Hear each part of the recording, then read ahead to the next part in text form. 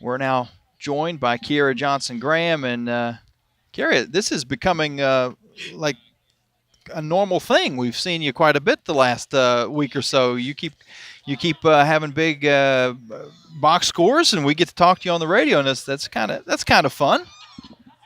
Yep. Maybe it's not as much fun for you as it is for me. No. Um, how was that locker room after the game? Oh, excited. We're ready. What was the vibe? I guess I should say before the game and then after the game. Before I think we just going into it having a chip on our shoulder because of how we played against them when we went to North Florida a couple weeks ago. So I think we just wanted to come out with a lot of energy and aggressiveness to extend the lead. And you did, but it took the fourth quarter to really get it to be a comfortable lead. It was a lot of little runs. Matter of fact, I'll go through them with you. You guys scored the first 5 points of the game, then they scored five. You guys scored seven in a row, then they went on a 10-2 run, led after the first quarter. You guys scored the first 6 points of the second quarter, then they scored nine in a row. Then you guys scored seven in a row. They led by two at the beginning of the second half, and then you guys shut them down defensively at that point.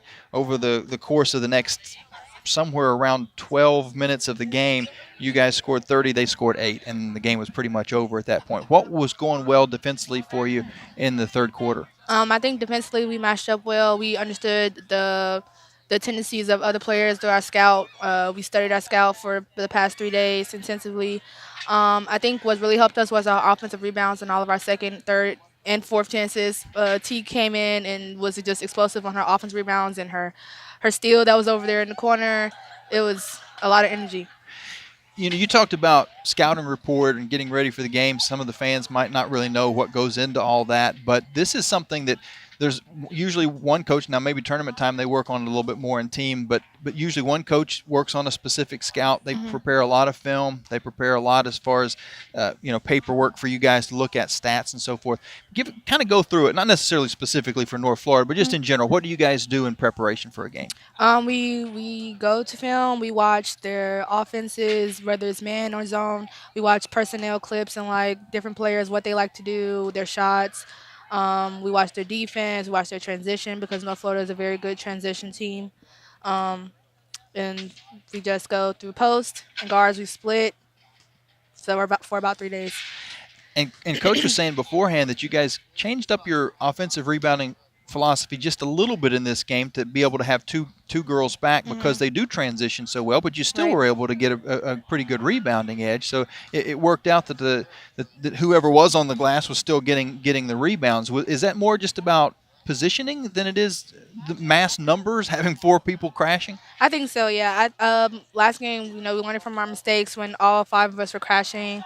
They were just leak out and score easy layups. But with us having two of our fastest guards getting back on defense, it allowed the rest of us to crash, and then we'll still be set up on defense on when they come back. You guys passed the ball extremely well too in this game. I mean, you end up with more assists than turnovers, and if it wasn't for that one little stretch there in the fourth quarter, you wouldn't have had that many turnovers. There was like I think five turnovers in about 2 minutes. Other than that, it was a pretty good game of holding on to the basketball and passing. It seemed like everybody was getting in the act of finding teammates. Just vision wise was what was working so well. Well, we always talk about sharing the ball. The games that, if you look back on the games that we won in conference, like games where we had 25 assists or 19 assists, the game always goes smoother when we share the ball with each other and not being selfish, and that's what we did today.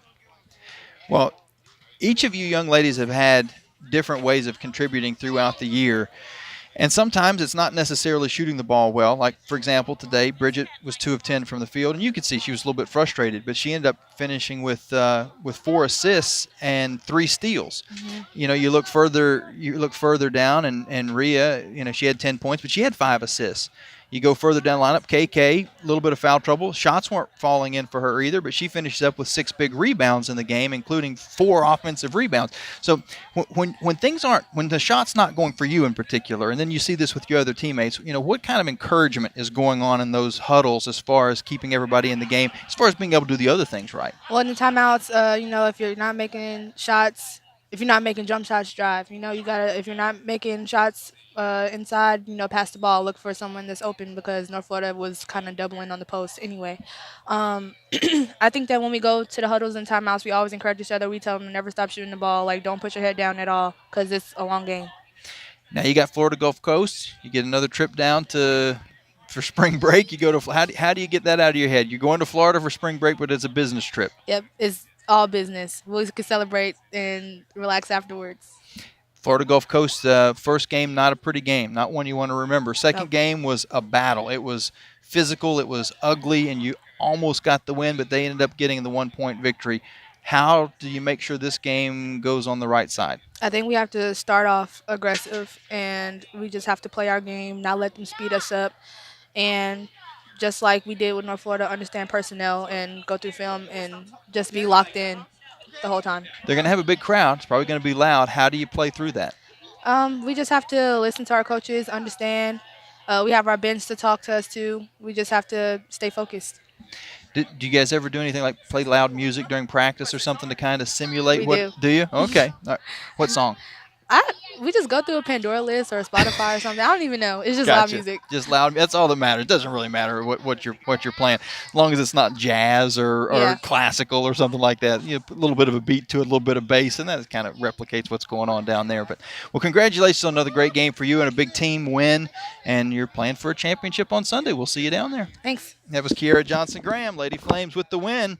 And they go to the championship game on Sunday at Florida Gulf Coast. Make your plans to get down there.